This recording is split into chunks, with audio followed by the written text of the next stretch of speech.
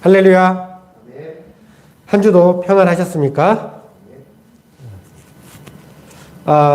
작년에 십계명 설교를 다 마치고 우리가 그 전에 마가복음을 하다가 멈췄기 때문에 다시 마가복음 말씀을 살펴봐야 되는데, 마가복음 말씀을 다시 들어가기 전에 이 말씀을 꼭 한번 같이 나눴으면 좋겠다 싶어서 오늘 베드로전서 3장 13절에서 17절의 말씀을 우리가 읽고 나누고자 합니다.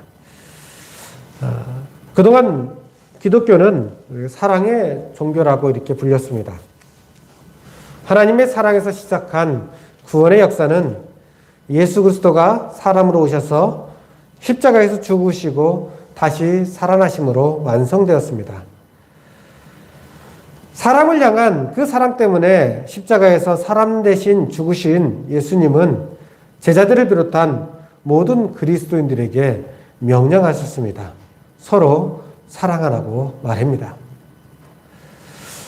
하나님을 사랑하고 이웃을 사랑하는 것이 새 계명이다 라고 말씀하셨습니다. 요한일서 4장 12절에서는 어느 때나 하나님을 본 사람이 없으되 만일 우리가 서로 사랑하면 하나님이 우리 안에 거하시고 그의 사랑이 우리 안에 온전히 이루어지느니라 라고 말씀하십니다. 우리가 하나님은 영이시기에 볼 수가 없지만 우리가 사랑을 하면 우리가 하나님을 경험하고 하나님을 알고 만날 수 있다라고 그렇게 하시는 말씀입니다. 이 예수님의 명령과 성경의 말씀에 따라서 그동안 많은 교회와 기독교인들은 사랑의 행위들을 실천하였습니다. 그래서 기독교를 사랑의 종교라 이렇게 불리었고, 또한 우리도 역시 그러한 사랑을 더 나누기 위해서 노력을 하여 왔습니다. 기독교인들은 사랑을 하기 위해서 최선을 다했습니다. 핍박을 받는 중에도 약한 자, 병든 자, 가난한 자, 고난받는 자들을 돌보고 도왔습니다. 어디나 복음이 처음 전해진 곳에서 이런 일들이 일어났습니다. 이처럼 서로 사랑할 때에 기적이 나타났고, 또한 위로와 회복이 나타났습니다. 사람들은 정말 헌신적으로 사랑을 실천하는 기독교인과 교회를 보면서 하나님이 살아계심을 느꼈고 기꺼이 하나님의 백성이 되었습니다. 그리스도인의 사랑하는 모습은 환경과 상황을 초월하였습니다. 어떤 상황에서도 최선을 다해서 사랑을 했습니다. 핍박을 받을 때도, 가난할 때도, 비천할 때도 그들은 사랑을 하였습니다. 있는 자리에서 풍성하든지 풍성하지 않든지 상관없이 조금이라도 자기의 가진 것을 나누려 하였습니다. 여전히 지금도 이 사랑은 이 땅에 사는 모든 그리스도인의 삶에서 가장 최선의 삶의 기준입니다.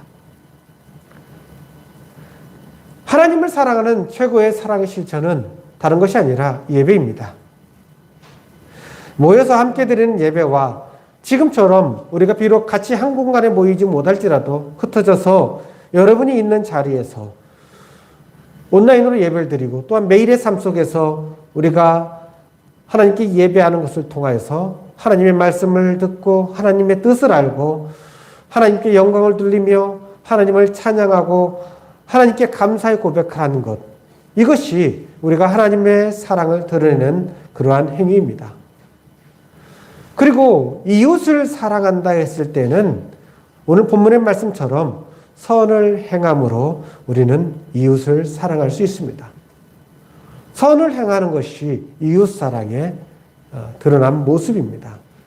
우리가 이웃사랑하면 기독교인들은 그냥 복음을 전하는 것, 그것만으로 그것이 가장 최고이고 최선이라고만 생각하는데, 당연하죠. 그건 기본이지만 복음을 전하는 것과 함께 선을 행하는 삶을 통하여 우리는 이웃 사랑을 드러내고 나타내는 것입니다. 그리스도인들이 선을 행하는 것은 하나님의 뜻입니다. 본문을 통해서 사도 베드로는 소아시아의 북쪽에 있는 성도들에게 선을 행하라라고 권면합니다. 그러시면서 열심으로 선을 행하는 자는 아무도 해치지 않을 것이다. 해함을 받지 않는다 그러잖아요. 누가 너희를 해하리요? 라는 것은 너희가 해함을, 어떤 피해를, 해를 받지 않겠다는 말인데, 아무도 선을 열심히 행하는 너희들을 해치지 않을 거야 라고 말하는 것입니다.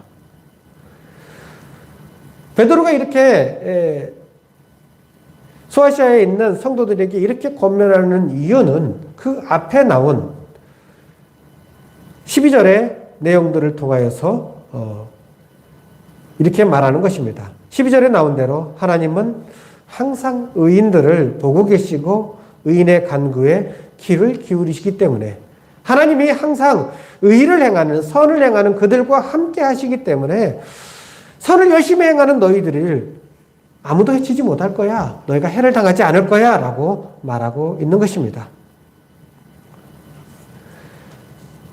우리는 이런 구절을 보면 이런 의문을 가질 수도 있습니다. 아니, 착한 일 하는데 무슨 누가 그 착한 일 하는 사람들에게 해를 끼친다고 꼭 하나님이 보호해 주셔야만 될까?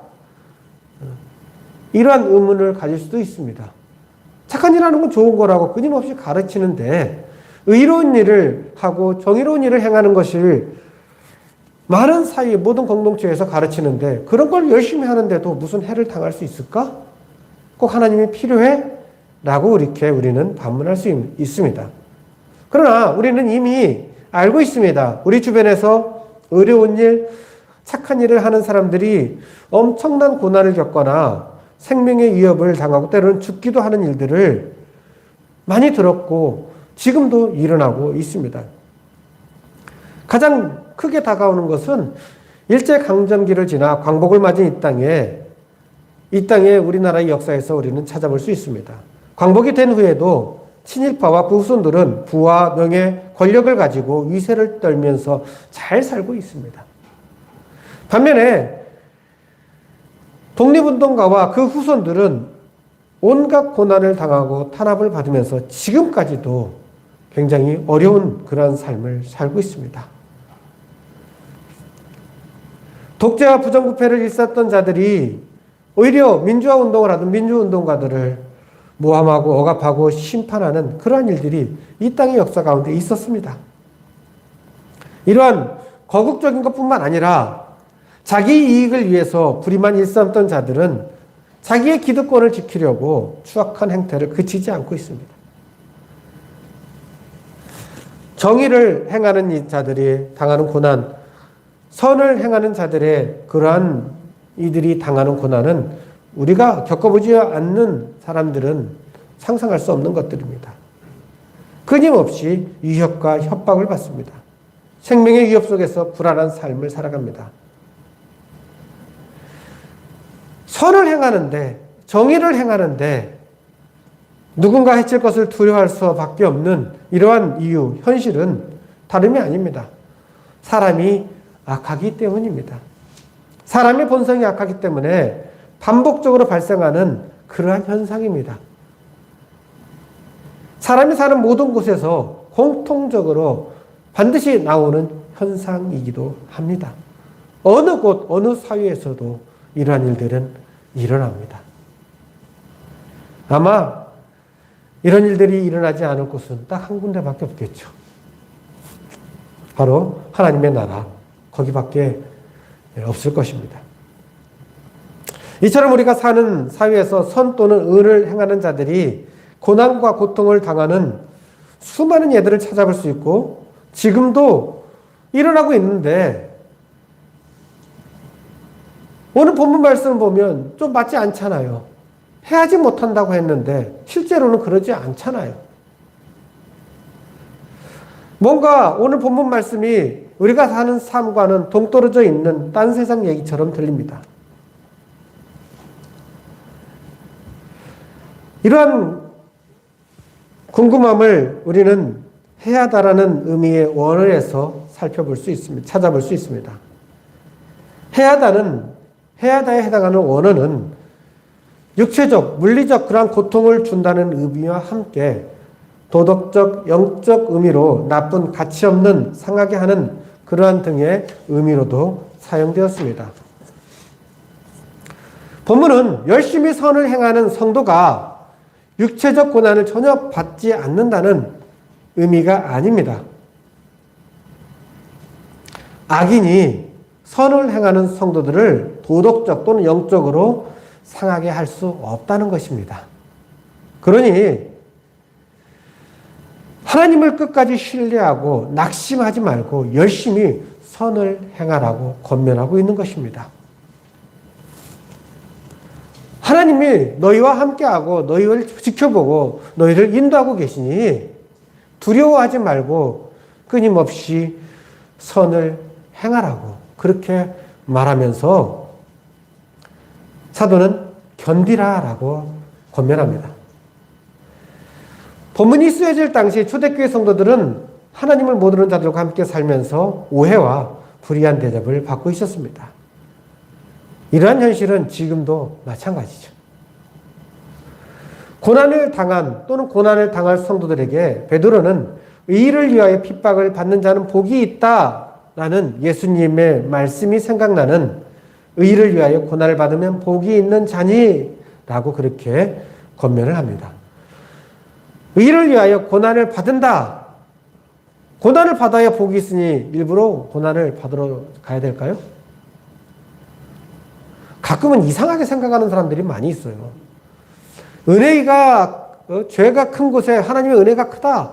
이러한 말씀을 하니까 일부러 죄를 크게 지으려는 사람들이 있어요. 자기가 그 죄를 크게 지었고 그런 것 때문에 내가 하나님의 은혜를 더 크게 입었어 하고 당당하게 말하는, 자기가 죄진 것에 대해서 부끄러워하지 않고 그걸 당당하게 말하는 친구도 저는 학교 다니면서 본 적이 있습니다.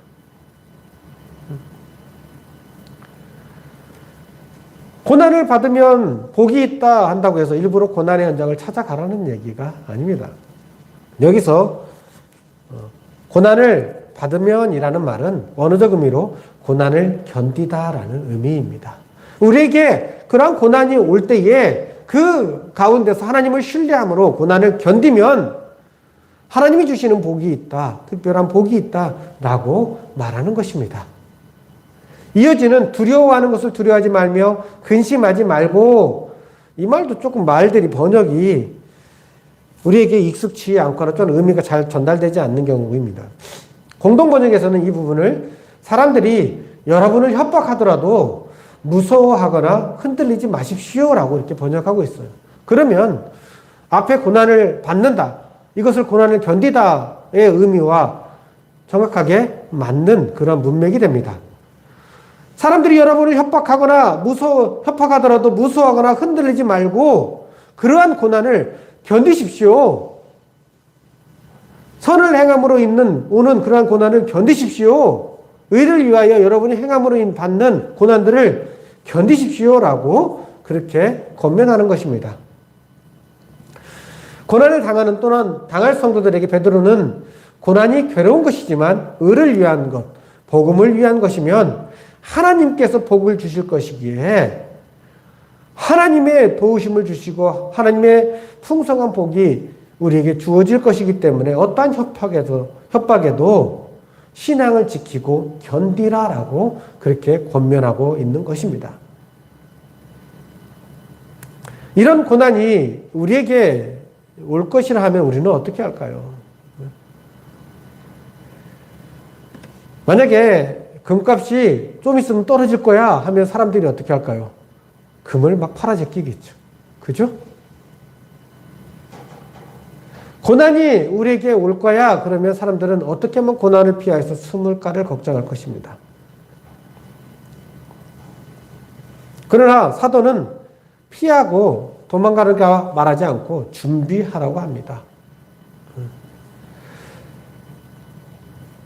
마음속에 그리스도를 주님으로 모시고 거룩함을 인정하고 고백하며 준비하라고. 무엇을 준비해야 될까요? 그리스도인, 바로 우리가 가지고 있는 희망, 소망을 설명할 준비를 하라고 말합니다. 앞에서 의를 위하여라고 하면 그 가운데 우리는 당연히 복음을 위하라는 것이 들어있을 수 있죠. 복음을 위하여, 복음을 전하다가 또는 선을 행하다가 너희가 고난을 받을 수 있는데 그러더라도 견뎌. 그러면서 너희는 오히려 그러한 일들이 너에게 올 것을 예상하고 준비를 해. 무엇을? 그 사람들이 궁금해할 소망을, 너희가 가진 소망과 희망을 어떻게 말할지를 준비해라고 하는 것입니다. 그러면서 언제나 그들이 물어볼 때, 설명을 요청했을 때 답변할 수 있도록 준비하라고 그렇게 말합니다. 우리는 어떤 말로 여러분이 하나님께 받은 약속 또한 소망, 희망을 말할 수 있을지 한번 돌아보시기 바랍니다. 하나님의 약속에 대해서 나는 뭐라고 말할 수 있을까? 복음에 대해서, 구원에 대해서, 하나님의 나라에 대해서, 요즘 같으면 교회가 뭔가에 대해서 사람들이 나에게 물어보면 나는 뭐라고 말할 수 있을까? 심각하고 괜히 어려울까봐 그냥 그런 자리를 피하고 싶은 마음으로 일이 있으면 그냥 얼버무리고 넘어가면 될까? 여러분은 뭐라고 말을 하시겠습니까? 어떻게 대답을 하시겠습니까? 요즘은 예수나 하나님에 대한 것보다 교회가 필요한가, 기독교가 뭔가에 대한 질문들이 우리에게 더 다가올 수 있습니다. 교회가 왜 저래? 인터콥은 뭐야?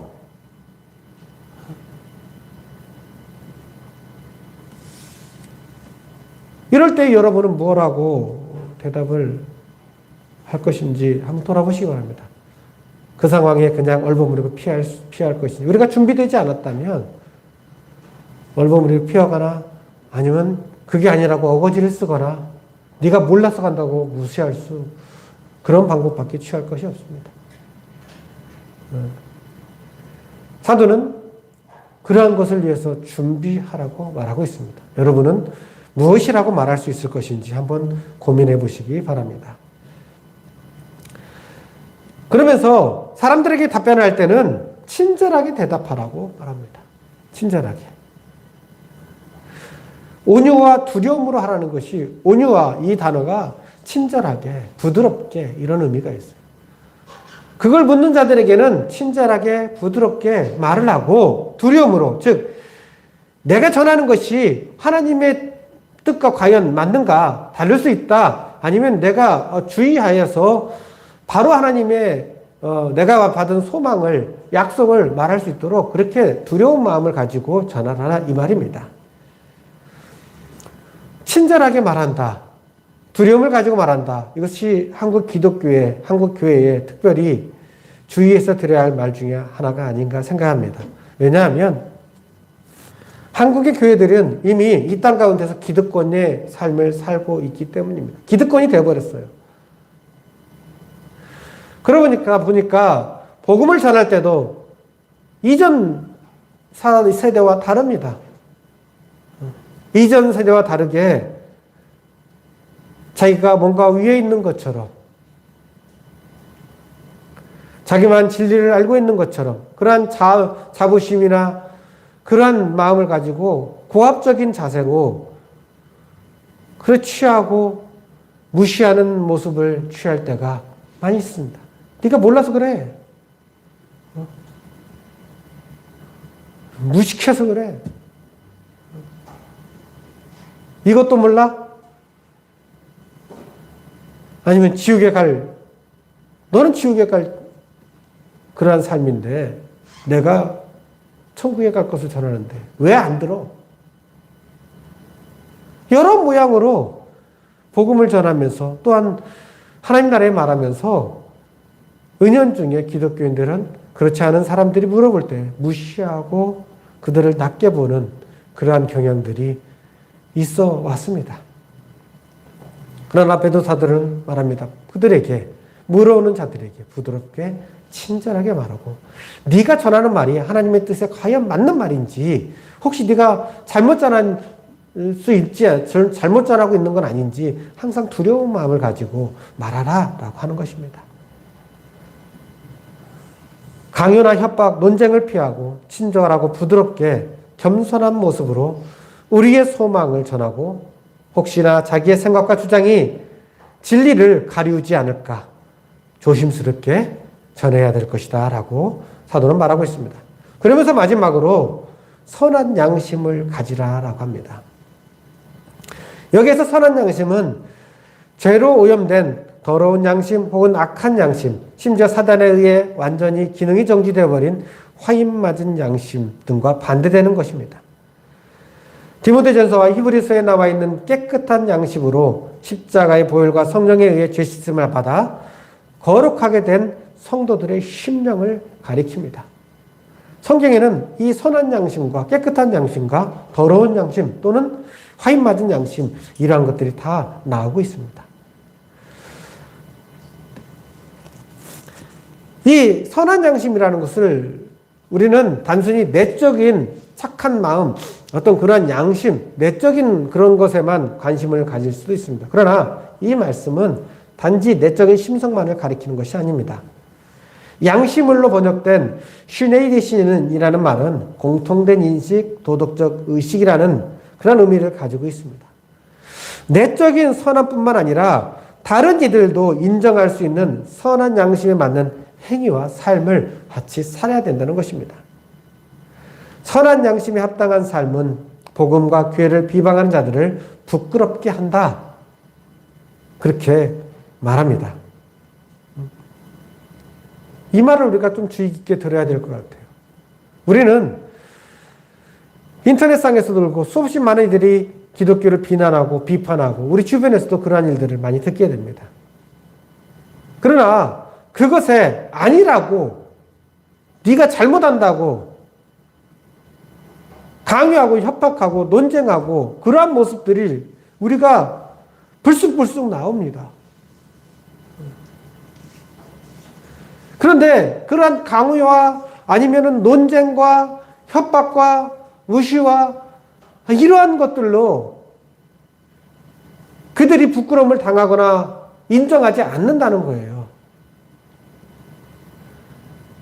기독교를 향하여 그러한 모습을 가지는 자들에게 우리가 선한 양심으로 다가갈 때 오히려 그들이 부끄러움을 당하게 된다. 내적으로 선한 착함, 선한 양심을 가질 뿐만 아니라 깨끗한 마음을 가질 뿐만 아니라 삶으로 그러한 양심을 드러내어 선한 행위를 할 때에 그때에 비로소 그 사람들이 부끄러움을 자기가 행한 일들에 대해서 부끄러움을 가지고 인정을 할 수밖에 없다. 그렇게 말하고 있는 거예요. 왜 우리 마음속에는 왜 논쟁하고 싶은 마음이 없겠습니까? 제대로 오해하고 제대로 말지도 못하는 자들에게 그게 아니라고 왜 말하고 싶지 않겠어요? 저와 같은 목사 또한 전도사님 또한 열심히 오래 신앙생활을 한 사람들의 성경적 지식이 얼마나 많습니까? 듣고 배운 게 얼마나 많습니까? 그러한 것들로 그게 아니라고 네가 모르는 것이라고 왜 지적하고 그들과 논쟁하고 그들의 무식함을 드러내게 해줄 수 있는 능력이 우리가 없겠습니까? 그러나 그렇게 한다고 해서 그들이 스스로를 부끄럽게 여기거나 기독교를 인정하는 것이 아니라는 거예요. 깨끗한 마음, 깨끗한 양심을 가지고 그 선한 양심에 맞는 삶을 살 때에 그 삶을 보고 사람들이 부끄러워하게 된다. 라고 말하는 것입니다. 한편으로는 억울할 일이죠. 마치 우리만 당하는 것 같은 억울한 일이지만 그렇게 하는 것이 진리라고 베드로는 얘기하는 것입니다. 그렇게 해야 된다고 사실을 얘기해 주는 거예요. 우리가 받아들이고 안 받아들이고 문제가 아니라 그것과 상관없이 그렇게 해야지 사람들이 부끄럽게 여기는 거다. 사람이. 예수 믿지 않는 사람들이 그렇게 우리가 할 때에 그들이 그때에서야 인정하고 부끄러움을 안게 되는 거야 라고 말해주는 거예요. 그러면서 우리에게 말합니다. 어떤 것을 택할 거니? 어떤 것을 택할 거니? 선을 행함으로 고난받는 것을 택할 거니? 악을 행함으로 고난받는 것을 택할 거니? 선을 행함으로 고난을 받는 것, 그것이 하나님의 뜻이다. 그리고 그것이 악을 행함으로 고난을 받는 것보다 낫다. 라고 말하면서 무엇을 선택할 것인가를 우리에게 묻습니다. 여러분은 무엇을 선택을 하시겠습니까? 코로나 시대에 드러난 한국교회의 민낯은 부끄러워 고개를 듣지 못할 정도입니다. 예수님 때부터 그렇게 핍박과 고난의 삶을 의연하게 기쁨으로 여겼던 신앙의 전통은 어디론가 사라져버려서 찾아볼 수가 없습니다. 알아요. 저도 알고 여러분도 알고 있습니다. 교회가 좀 더 불평등하고 핍박까지는 아니어도 뭔가 불편하다는 것을 알고 있습니다. 부당함과 불평등 등을 외치면서 그것을 알고 있지만 알고 있는 것과 부당함과 불평하다고 그걸 다시 해주라고 그렇게 외치고 나서는 것은 다른 문제입니다. 부당함과 불평함이 교회에 우리가 지금 당할 고난이라면 믿음의 선배들이 했던 것처럼 그렇게 우리는 받아들여야 된다고 저는 생각합니다. 다른 요식업, 운동, 체육기관, 시설 이런 데들과 평등하지 않다고 그렇게 자꾸 말함으로 인해서 그리스도의 몸된 교회의 가치를 떨어뜨리는 일을 많은 곳에서 하고 있습니다. 온갖 추문이 이미 기독교의 교계의 소식을 통하여 전해지고 있습니다. 그러나 지난주에 우리가 다 알고 있는 한 아이의 죽음으로 드러난 교인이라는 가면을 쓰고 저지른 학대와 살인에 우리는 경악을 금할 수가 없습니다. 저는 사람이 아니다. 양심에 화인 맞은 자다.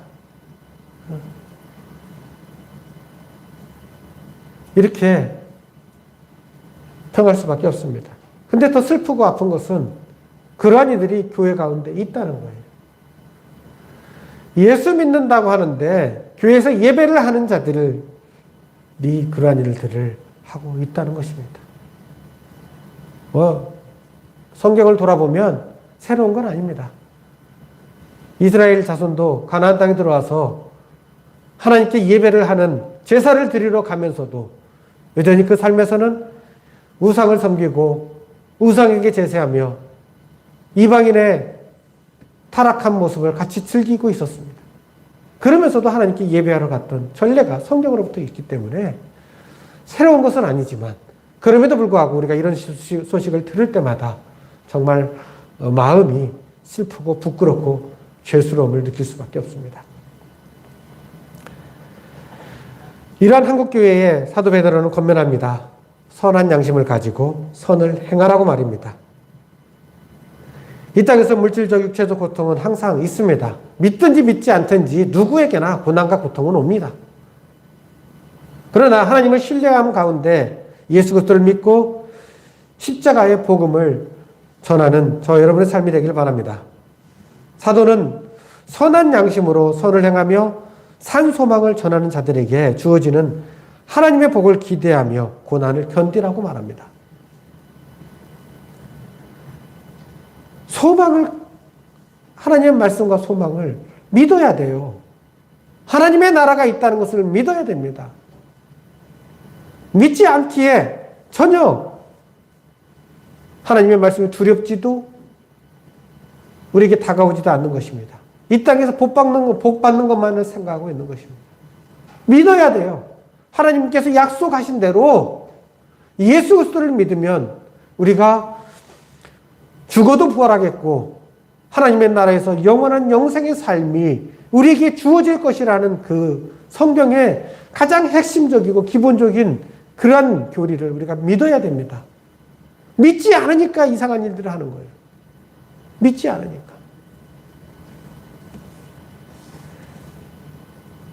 우리가 고난을 겪더라도 선한 양심에 따른 선한 행위를 함으로 복음을 비방하는 자들 또한 기독교를 무시하고 하나님을 낮춰보는 그러한 자들을 부끄럽게 할 것이고 그렇게 할 때에 한국의 교회는 다시 살아날 것입니다. 비록 교회가 고난을 받는 시대를 살고 있지만 우리가 그런 고난을 부당하다 여기며 싸우고 나갈 것이 아니라 우리는 더욱더 선한 양심을 가지고 선한 행위를 함으로 사랑을 드러내는 그러한 삶으로 더욱더 노력을 해야 될 것입니다. 누군가 우리의 그런 삶을 보면서 다가오고 묻는 자들에게 친절함으로 조심스럽게 복음을 우리의 소망을 전해야 될 것입니다. 당장 싸워서 한 대 때리고 이기는 것이 빠르고 확실한 것 같지만 성경의 법칙은 그것이 아닙니다. 우리가 당하는 것 같으면서도 그 가운데 이러한 사도 베드로의 권면을 따라 살아갈 때에 그것이 정말 우리가 이기는 길이고 또한 이기는 길이라는 것을 우리가 기억하시기 바랍니다. 사랑하는 성도 여러분, 한 해를 어떻게 살아가시든지 우리 각자의 삶은 다 다릅니다. 환경도 달라요. 여러분들이 당할 어떠한 일도 다 저와 여러분들은 다 달라요. 그러한 가운데서 오늘 사도 베드로의 권면만을 꼭 기억하시고 우리가 삶을 살아가면 좋겠습니다. 선한 양심을 가지고 깨끗한 마음을 가지고 모든 사람들이 공통으로 인정할 수 있는 그러한 마음과 행동으로 선을 행하는 저와 여러분의 삶이 되기를 바랍니다. 어디에서나 사람이 사람 같은 짓을 해야죠. 기본적으로는. 사람 같은 짓을 하지 않고 어떻게 하나님의 나라를 꿈꿀 수 있습니까? 그러한 선한 양심과 선한 행위로 우리가 많은 이들의 교회를 비방하고 그리스도를 비난하는 자들을 부끄럽게 할 수 있는 그러한 능력이 우리 서로 이음교회를 통하여 저와 여러분들을 통하여 이루어질 수 있기를 소망합니다. 기도하겠습니다. 하나님, 사도 베드로는 소아시아의 많은 성도들에게 권면합니다. 고난을 받거나 또한 이미 다가올 고난을 기다리는 그들에게 고난을 받더라도 믿음으로 참고 견디라고 말합니다. 두려워하지 말라고 합니다. 우리에게 약속하신 소망을 굳게 붙들고 혹시 그것을 궁금해하는 자들에게 친절하게 대답하며 하나님께서 예수를 통하여 우리에게 주신 그 말씀을 바로 전하기를 위해서 노력하라고 말합니다. 그러면서 그들 가운데 함께 살아갈 때에 선한 양심을 가지고 선한 행위를 선을 행하는 삶을 살라고 말합니다. 우리는 강하게 확실하게 대응하는 것이 승리의 길이라고 생각합니다.